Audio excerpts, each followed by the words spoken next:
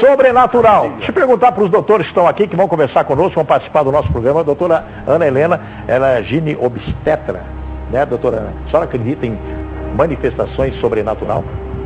Fala o microfone aí para mim. Pois é, a gente tem que ter algumas provas muito concretas para acreditar. Tem que ter prova concreta. Vou te mostrar a prova concreta hoje. Tá, doutor Rafael. Muito sobrenatural aí, que é bem natural, viu? Doutor Rafael, o senhor acredita em manifestações sobrenatural? Bom, eu acredito em Deus. A manifestação sobrenatural do poder de Deus sobre as pessoas. Isso, eu também creio nisso aí. Mas você acha que o capeta inventa, faz alguma coisa para incomodar as pessoas, atrapalhar a vida das pessoas? Eu acho que se tem Deus, acredito que tenha também um sobrenatural maligno. Doutora Ana Helena, muito obrigado pela sua presença aqui no nosso programa. A primeira pergunta que eu faria para a senhora é baseada naquilo que nós acompanhamos, inclusive aqui no programa, de pessoas que perderam a vida, mamãe que perdeu a vida no parto. E a mãe teve a criança nasceu com dificuldades. A informação é que a bexiga grudou no útero e parece que deu um problema muito sério. A mãe teve que ser transferida para o hospital onde tem UTI, na maternidade não tem, isso é preocupante, me chamou a atenção isso aí, eu acho que tem que ter, né? Isso a gente vai ver depois. Mas o que acontece? Que a pessoa morre, dá eclâmpsia, aumenta a pressão, que a mamãe saudável, até ter a neném tudo bem, de repente no dia do parto, nasce a criança com dificuldades e a mãe acaba perdendo a vida. E há outro caso, a senhora pode explicar os dois, a mãe teve um nenê e de repente a mãe começou a passar mal. E falaram sobre síndrome de HELP. Eu nunca ouvi isso na minha vida. Ouvi agora. Eclâmpsia. Esses três problemas aí. Explica para nós, para a dona de casa, principalmente aquelas mamães que vão ter nenê, que estão assustadas agora de ter nenê. Bom, primeiro, que bom que eu estou aqui para prestar alguns esclarecimentos para a população, que eu acho que a informação, a pessoa, a paciente bem informada, ela já é uma paciente que consegue lidar melhor com qualquer adversidade. Eu vou falar de uma maneira geral, até porque desconheço pessoalmente os casos citados. Mas assim, o que é interessante é que todas as mulheres saibam, só de você estar grávida, sem absolutamente patologia alguma, você já tem 15 vezes mais chances de morte do que uma outra mulher não grávida. Então a gravidez em si é um período que encerra vários riscos para a saúde dessa mulher. Existe toda uma mudança fisiológica no organismo. Existe mudança na circulação, existe mudança na coagulação, na digestão, até no psicológico dessa mulher. E isso tudo dá a ela um risco de morte maior. O acompanhamento pré-natal é fundamental no bom desfecho de qualquer gestação. Então, negligenciar as consultas médicas, negligenciar a uma alimentação saudável, a um controle de peso, a tomada das vitaminas, as orientações aos exames, também pode fazer com que esse risco seja aumentado. A busca pela diminuição na mortalidade materna é uma busca incessante de todas as sociedades de ginecologia e obstetrícia do mundo. Muitos fatores a gente consegue controlar, outros não. A pré-eclâmpsia, que seria o aumento da pressão, basicamente o aumento da pressão durante a gestação, é o evento mais drástico e que mais leva à morte materna que a gente tem. A pré-eclâmpsia seria o aumento dessa pressão. E aí a gente tem todo um controle para ser feito. Essa paciente passa a ser uma paciente de alto risco, tem que ser acompanhada de uma forma especial e tem que assumir isso e tomar condutas de controle de peso rígido, de tomada de medicamento rígido, de visitas a médico, enfim. Evoluindo para um caso mais grave, nós chegamos na eclâmpsia. A eclâmpsia é uma complicação da pré-eclâmpsia. É quando essa paciente que tinha essa pressão alta, entra em convulsão. Quando ela começa a convulsionar, ela está em eclâmpsia. Isso é uma urgência obstétrica. Quando essa paciente piora o quadro dessa convulsão, nós temos a síndrome HELP. A síndrome HELP, ela é como se fosse uma falência de órgãos em decorrência de uma eclâmpsia. O fígado, basicamente, dessa paciente para de funcionar. E aí essa paciente evolui com distúrbios de coagulação disseminada, falência de múltiplos órgãos. E assim, a síndrome HELP, ela é uma etapa final seríssima e que na maioria das vezes leva ao óbito. Então a gente tem a gestante normal, a gente tem a pré-eclâmpsia, que é aquela gestante que teve um nível de pressão aumentado. Nós temos a eclâmpsia, que é aquela que teve esse nível aumentado e complicou, evoluiu para uma convulsão. E no final, uma síndrome HELP, que é rara, mas que pode acontecer. Existem outros eventos, Picarelli, que acontecem, e esse em especial, eu acredito que possa ser um dos motivos da causa dessa paciente que você citou. A placentação na mulher, a placenta, ela pertence ao neném, não pertence à mulher. Ela é um anexo fetal. A placenta, ela se gruda no útero. Por quê? Ela precisa tirar das veias da mãe os nutrientes para dar para o bebê. Esse grudar no útero, ele acontece de uma forma normal. Ela enraiza ali no útero e ali ela permanece. Quando a gente tira o neném, cortamos o cordão, a placenta se solta espontaneamente e todo mundo vive feliz para sempre. Existem algumas placentas que elas invadem o útero de uma maneira tão intensa que atravessa a parede uterina e chega até o órgão que está ao lado, que se chama acretismo placentário. Então a placenta, ela, se estiver na frente, ela passa a parede uterina e se gruda na bexiga. Se estiver atrás, ela pode grudar no reto. Essa é uma alteração que não dá para perceber via ultrassonografia obstétrica. Por quê? A placenta dentro do útero ela está normal, só que o final dela a gente não está vendo. Entendeu? Então, isso é uma coisa seríssima, porque tira-se o neném e aí, essa placenta não sai. Aí você tem que tirar o útero junto com a bexiga numa situação de urgência, numa situação em que a mãe, por ser gestante, não está no seu estado de saúde normal. E é uma coisa que realmente pega a equipe inteira de surpresa. É um evento raro também, o acretismo placentário, mas é uma complicação obstétrica que todas nós que optamos por ser mãe, assumimos o risco, sabe? Por mais recursos que o hospital tenha. Isso são vários os eventos. Então, assim, por isso que a gente tem que bater na tecla da gravidez com responsabilidade, porque realmente encerram todos esses riscos. É lógico que uma equipe bem formada é importante, que um hospital com recurso é importante, mas assim, especificamente para a gente concluir, quanto à UTI adulta na maternidade. Na verdade, as UTIs, elas são importantíssimas. Mas a complicação obstétrica, ela ocorre na hora do parto. A UTI vai ser um local onde nós vamos mandar aquela paciente para se recuperar. Entendeu? Então, assim, o fato de você tirar a paciente da maca, andar 100 metros e colocar ela para se recuperar ali naquele leito, ou se colocar essa paciente na maca e andar 1 quilômetro, 2 quilômetros e colocar ela na maca para se recuperar, não faz diferença. O fato de não ter a UTI no local não faz diferença. O que faz diferença é a conduta da equipe e toda a retaguarda que tem no local.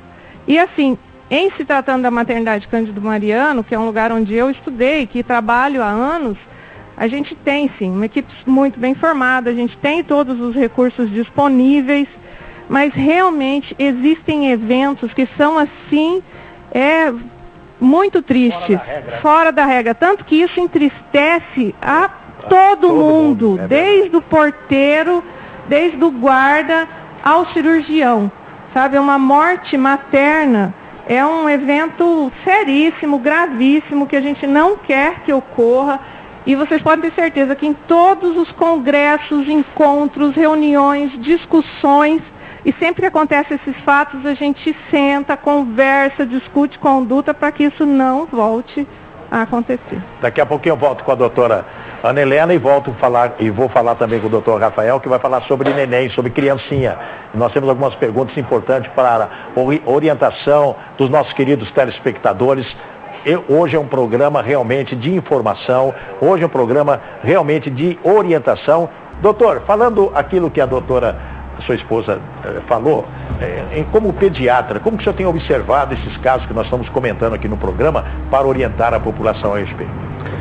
Bem, Picarelli, queria agradecer a oportunidade de estar aqui presente, a toda a equipe, e seu interesse pela saúde.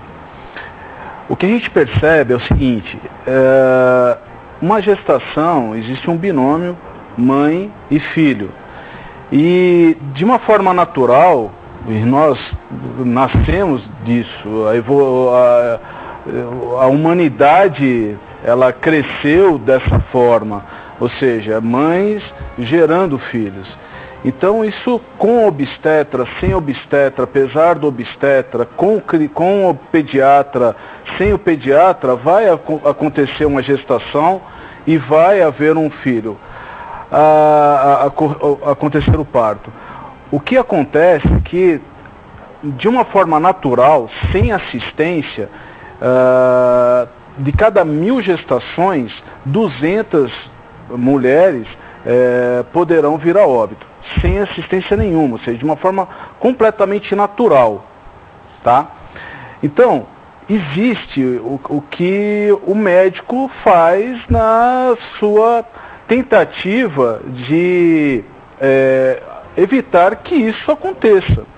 Então existe o pré-natal, existe todo o acompanhamento e a atenção à gestante e ao bebê que está dentro da barriga da mãe, para que não aconteça imprevistos.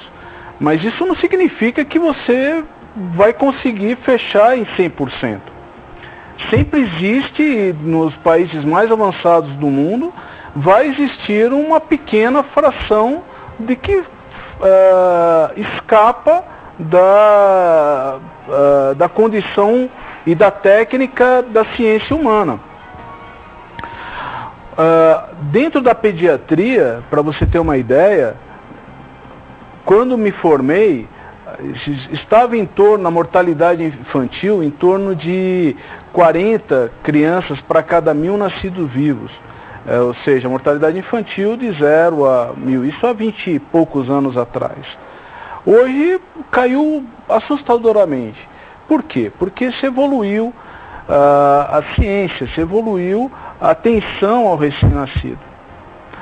Dentro da maternidade Cândido Mariano, você pode perceber na UTI neonatal, na UCIM, ao qual faço parte da equipe, a gente tem uma atenção ao recém-nascido de primeiro mundo. Falta muita coisa? Falta bastante coisa. Mas, por exemplo, falta UTI neonatal na Cândido Mariano. Mas isso significa que uma mãe não vai poder ter um filho, não vai poder nascer em Bela Vista, ou em Jardim, ou em Porto Murtinho, porque lá não vai ter uma UTI. Não vai ter em Aquidauana, onde a gente faz também plantão. Então, assim, do que eu vejo é que a população tem que estar atenta àquilo que está sendo oferecido a ela, o que a ciência pode oferecer a ela. Então, engravidar com responsabilidade, saber que quando engravidou existe um aumento do risco de vida só por ter engravidado, como a doutora falou, aumenta em 15 vezes a chance de haver complicações. E não é só pressão alta, não é só eclâmpsia. Tem descolamento prematuro de placenta, hemorragias, acontecer isso numa viagem, fora de uma assistência médica, uma embolia, inúmeras coisas. Pode acontecer muita coisa, né? Pode acontecer muita coisa e não está dentro de um hospital, né? Então, tem que ter isso com responsabilidade, tem que fazer o pré-natal bem feito, com exames, tentar se cercar de que o que possa estar atrapalhando, o que possa vir a atrapalhar na hora do parto, a gente estar atento, para que não seja pego de surpresa. Mesmo assim, nós não somos deuses. A pergunta que todo mundo está fazendo hoje: é obrigatório que se faça parto normal? Isso quando é pelo SUS. Quando é particular, o cliente decide do jeito que quer, se é cesáreo ou não. Agora, pelo SUS, dizem, eu não sei, que gostaria que vocês falassem para mim, que quase obrigatório na Santa Casa ou na maternidade, pelo SUS, parto normal, correndo o risco que o doutor falou e a senhora falou também? Na verdade, o parto, a forma de se nascer natural é o parto normal. E a gente parte do princípio que todas as mulheres podem ter parto normal, até que se prove o contrário. Quando essas mulheres elas são gestantes de risco, diagnosticadas previamente no pré-natal, independente de ter sido feito em SUS ou em consultórios particulares, e que existe uma contraindicação antes que esse parto aconteça, pro parto, essa cesárea ela é marcada de forma eletiva, seja no SUS, seja no particular. Agora, a paciente normal, que teve seu pré-natal tranquilo, evoluiu de forma natural e chega na maternidade em trabalho de parto, sempre o preconizado é o parto normal. Até porque o parto normal, ele oferece menos riscos, tanto para a mãe quanto para o bebê, do que o parto cesariana.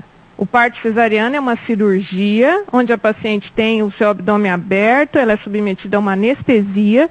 Então, os riscos que mãe e bebê sofrem numa cesariana são maiores do que os do parto normal. Entendeu? Então, por isso que se preconiza o parto normal.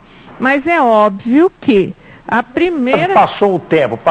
Aí são indicações. A mulher fica com dor lá e o médico parece... Não, com certeza. Porque quem faz o parto pelo SUS é o plantonista, não é nem aquele que acompanha a gestante, né?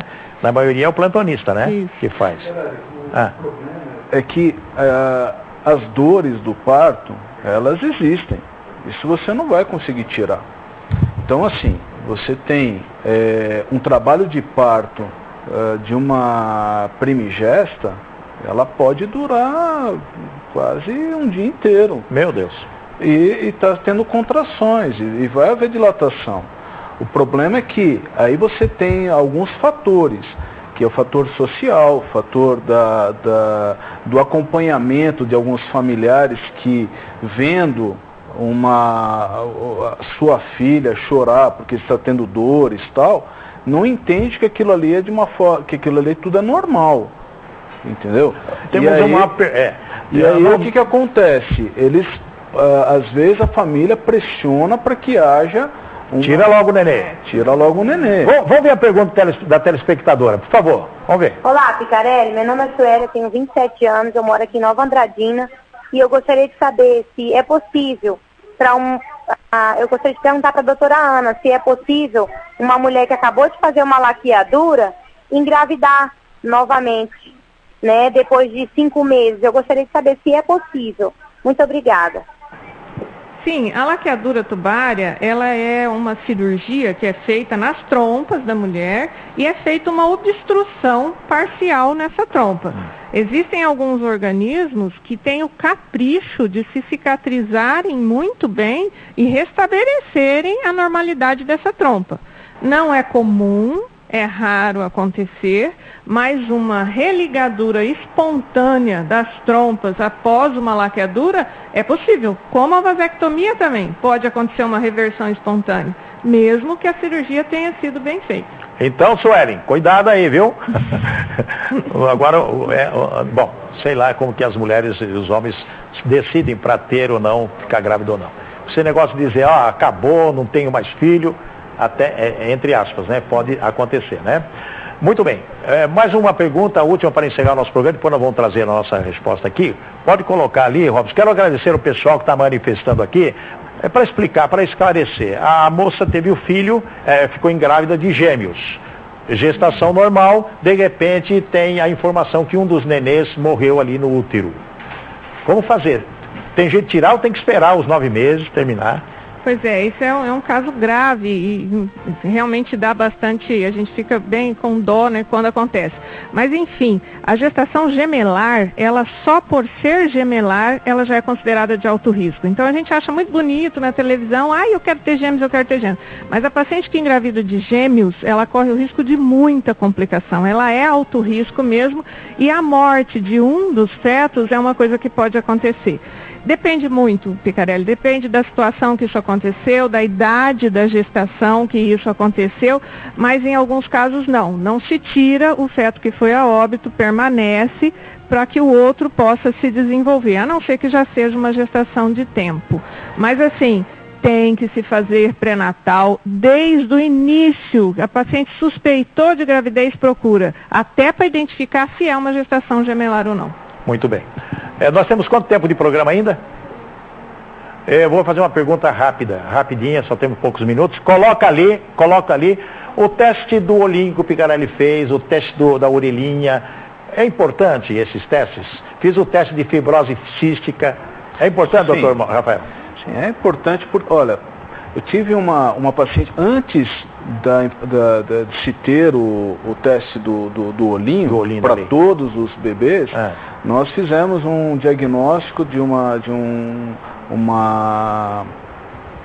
retinoblastoma em Jardim, de uma paciente minha, e teve que retirar o globo ocular e tal, mas isso daí foi um diagnóstico um pouquinho mais tardio, ou seja, ela tinha acho que em torno de 3, 4 meses de idade, que a gente percebeu numa fotografia da mãe. A mãe tirou a fotografia e apareceu um dos olhinhos manchadinho, parecia um flash de um lado, de um dos olhos, o outro não. Aí foi para São Paulo e fez a cirurgia e, graças a Deus, a criança está bem, só que uma das vistas se perdeu. E isso daí é uma triagem, aquilo que a gente vinha comentando. Nós nascemos, vivemos e morremos. E a nossa função, profissionais da saúde... É manutenção. Nós temos que conduzir para que essa permanência da vida seja da melhor forma possível, que não aconteça casos desagradáveis e evitáveis, né? Porque muitas coisas são evitáveis. Esse final de semana, nós em Aquidauana, a doutora Ana operou uma paciente, inclusive de SUS, tá? Uma cesariana que tinha indicação porque ela estava numa apresentação anômala, ela estava para nascer de corpo, não era de cabeça, a apresentação era de corpo, e a gente percebia que o útero da mulher estava meio diferente. E quando foi feita a cirurgia, a gente percebeu que o útero era unicorno, ele só tinha um lado, que só tinha trompa e um ovário, o outro lado não tinha. Que coisa terrível. A gente pesquisando, ou seja, se tem um defeito genético dentro ginecológico, pode também ter defeito urinário, do aparelho geniturinário, e aí descobriu também que não tinha um dos rins. Isso tudo, Picarelli, essa gestante, isso tudo são formas que a gente pode fazer tendo um bom pré-natal, tendo uma boa... acompanhamento, um bom acompanhamento. Ok, muito obrigado pela sua presença. Eu que agradeço. Doutora Ana Helena, muito obrigado pela contribuição, ok? Muito obrigado.